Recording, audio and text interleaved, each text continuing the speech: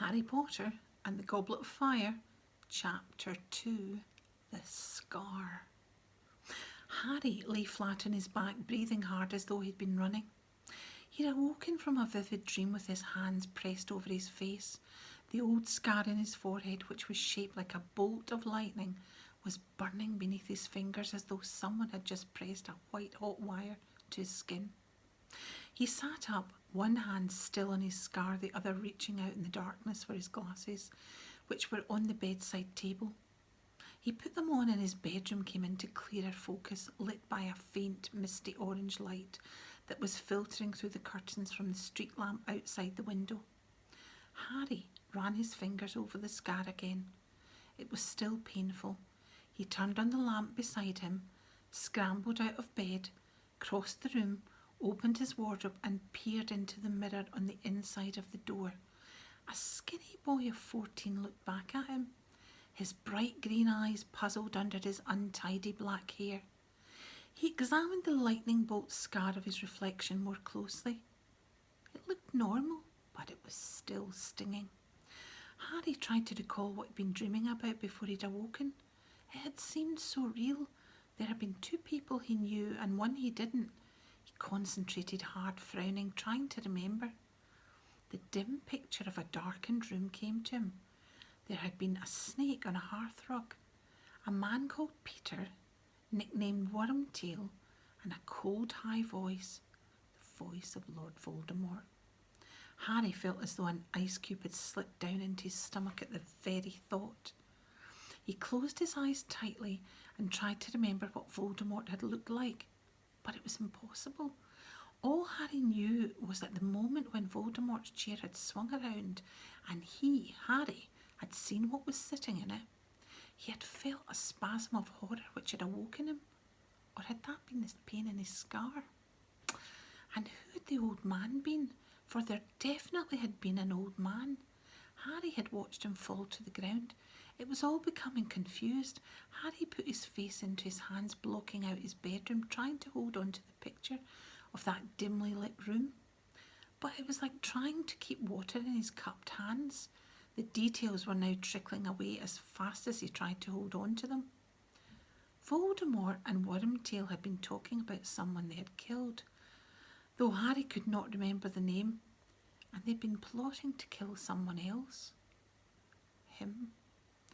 Harry took his face out of his hands and opened his eyes and stared around his bedroom as though expecting to see something unusual there. As it happened, there were an extraordinary number of unusual things in this room. A large wooden trunk stood open at the foot of his bed, revealing a cauldron, broomstick, black robes, and assorted spell books. Rolls of parchment littered that part of his desk which was not taken up by the large empty cage in which his snowy owl Hedwig usually perched. On the floor beside his bed a book lay open, and he had been reading it before he fell asleep the previous night. The pictures in this book were all moving. Men in bright orange robes were zooming in and out of sight on broomsticks, throwing a red ball to each other. Harry walked over to this book, picked it up and watched one of the wizards score a spectacular goal by putting the ball through a 50-foot high hoop. Then he snapped the book shut. Even Quidditch, in Harry's opinion, the best sport in the world, couldn't distract him at the moment. He placed Flying with the Cannons on his bedside table, crossed to the window and drew back the curtains to survey the street below. Privet Drive looked exactly as a respectable suburban street would be expected to look in the early hours of Saturday morning. All the curtains were closed. As far as Harry could see through the darkness, there wasn't a living creature in sight, not even a cat. And yet, Harry went restlessly back to his bed and sat down on it, running a finger over his scar again. It wasn't the pain that bothered him. Harry was no stranger to pain and injury. He had lost all the bones from his right arm once and had them painfully regrown in a night. The same arm had been pierced by a venomous foot-long fang not long afterwards. Only last year Harry had fallen 50 feet from an airborne broomstick. He was used to bizarre accidents and injuries. They were unavoidable if you attended Hogwarts School of Witchcraft and Wizardry and had a knack for attracting a lot of trouble. No, the thing that was bothering Harry was the last time his scar had hurt him. It had been because Voldemort had been close by, but Voldemort couldn't be here now. The idea of Voldemort lurking in Privet Drive was absurd, impossible. Harry listened closely to the silence around him. Was he half expecting to hear the creak of a stair or the swish of a cloak? And then he jumped slightly as he heard his cousin Dudley give a tremendous grunting snore from the next room. Harry shook himself mentally. He was being stupid. There was no one in the house with him except Uncle Vernon, Aunt Petunia and Dudley. And they were plainly still asleep, their dreams untroubled and painless. Asleep was the way Harry liked the Dursleys best. It wasn't as though they were ever any help to him awake. Uncle Vernon, Aunt Petunia and Dudley were Harry's only living relatives. They were muggles, non-magic people, who hated and despised magic in any form, which meant that Harry was about as welcome in their house as dry rot. They had explained away Harry's long absences at Hogwarts over the last 3 years by telling everyone that he went to St. Brutus Secure Centre for incurably criminal boys. They knew perfectly well that as an underage wizard, Harry wasn't allowed to use magic outside Hogwarts, but were still apt to blame him for anything that went wrong about the house. Harry had never been able to confide in them or tell them anything about his life in the wizarding world. The very idea of going to them when they woke and telling them about his scar hurting him and about his worries about Voldemort was laughable. And yet it was because of Voldemort that Harry had come to live with the Dursleys in the first place.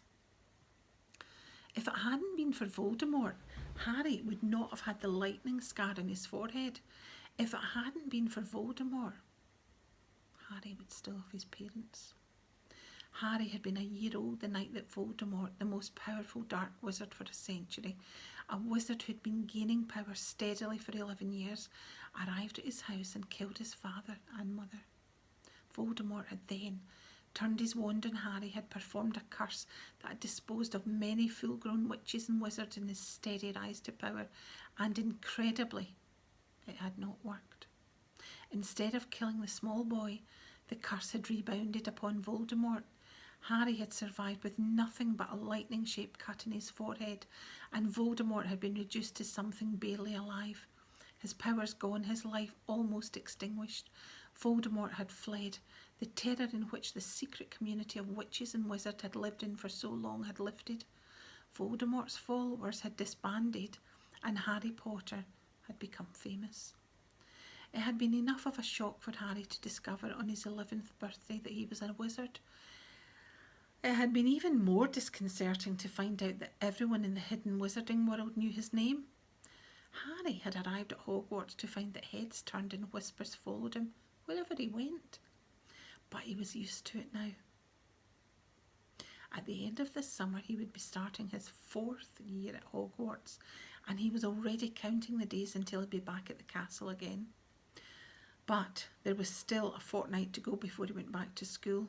He looked hopelessly around his room again, his eyes paused on the birthday cards his 2 best friends had sent him at the end of July. What would they say if he wrote to them and told them about his scar hurting? At once, Hermione Granger's voice filled his head, shrill and panicky.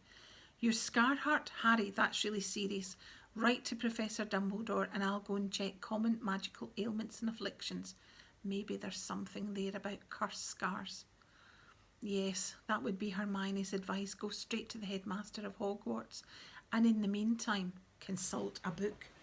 Harry stared out of the window at the inky blue sky. He doubted very much whether a book could help him now.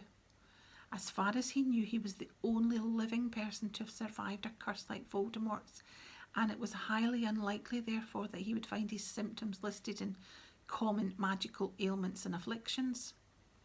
As for informing the headmaster, Harry had no idea where Dumbledore went during the summer holidays. He amused himself for a moment picturing Dumbledore with his long silver beard, full-length wizard robes and pointed hat, stretched out on a beach, somewhere rubbing suntan lotion into his long crooked nose. Wherever Dumbledore was, though, Harry was sure that Hedwig would be able to find him. Harry's owl had never yet failed to deliver a letter to anyone, even without an address. But what would he write? Dear Professor Dumbledore, sorry to bother you, but my scar hurt this morning.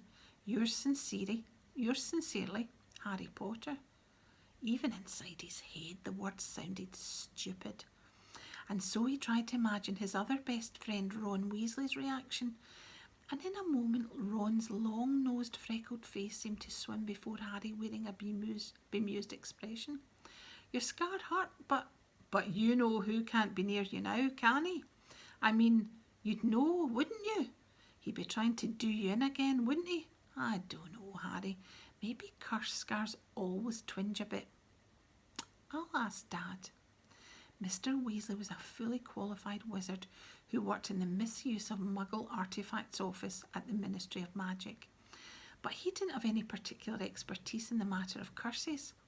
As far as Harry knew, in any case, Harry didn't like the idea of the whole Weasley family knowing that he, Harry, was getting jumpy about a few moments' pain. Mrs. Weasley would fuss worse than Hermione and Fred and George. Ron's 16-year-old twin brothers might think that Harry was losing his nerve.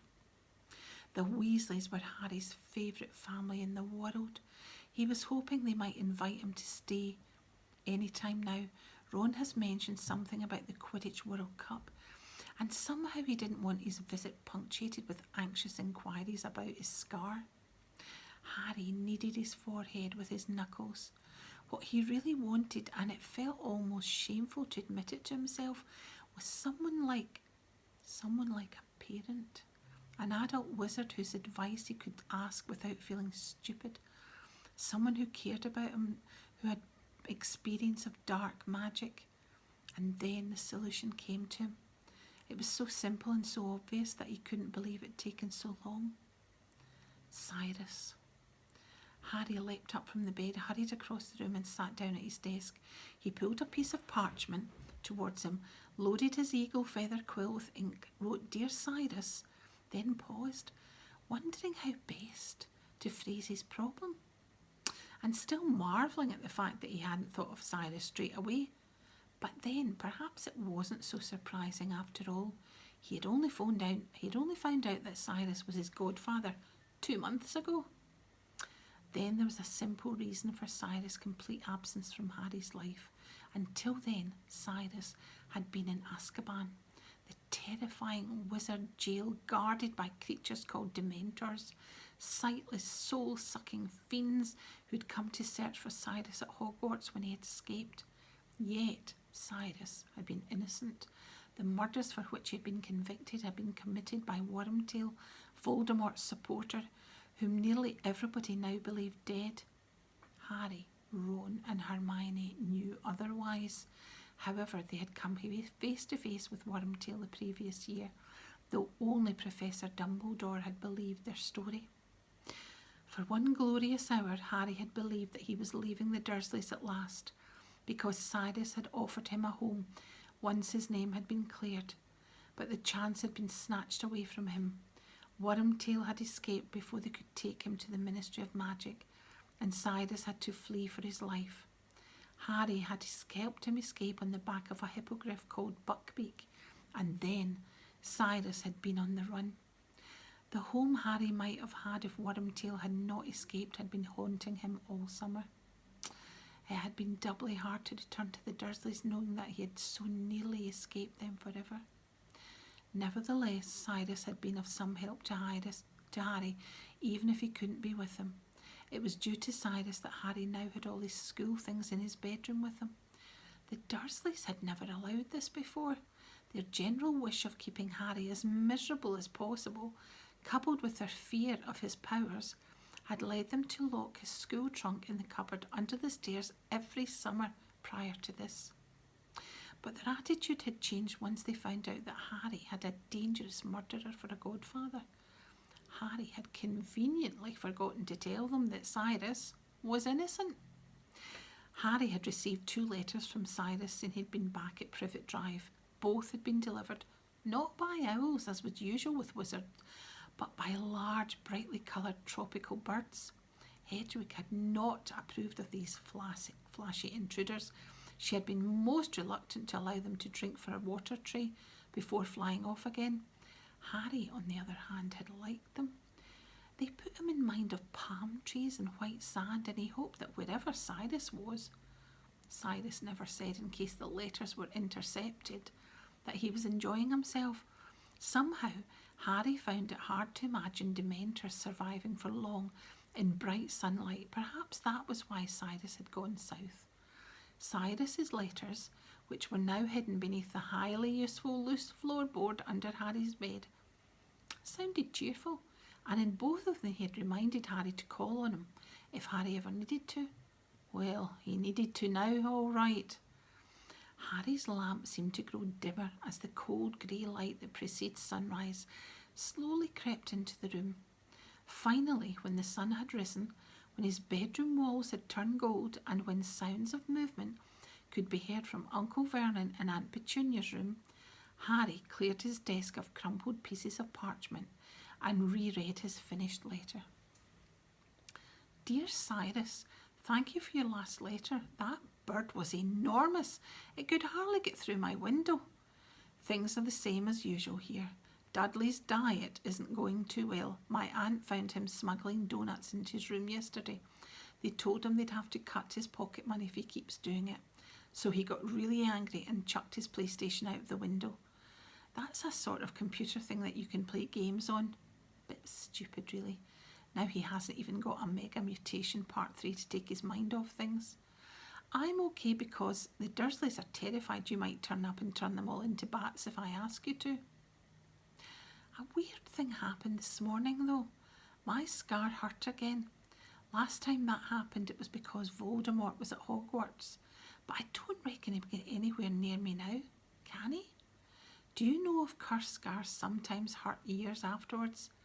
I'll send this with Hedwig when she gets back. She's off hunting at the moment. Say hello to Buckbeak for me. Harry. Yes, thought Harry. That looked all right. There was no point in the dream. He didn't want to look as though he was too worried. He folded the parchment up and laid it aside inside his desk, ready for when Hedwig returned. Then he got to his feet, stretched, and opened his wardrobe once more. Without glancing at his reflection, he started to get dressed before going down to breakfast.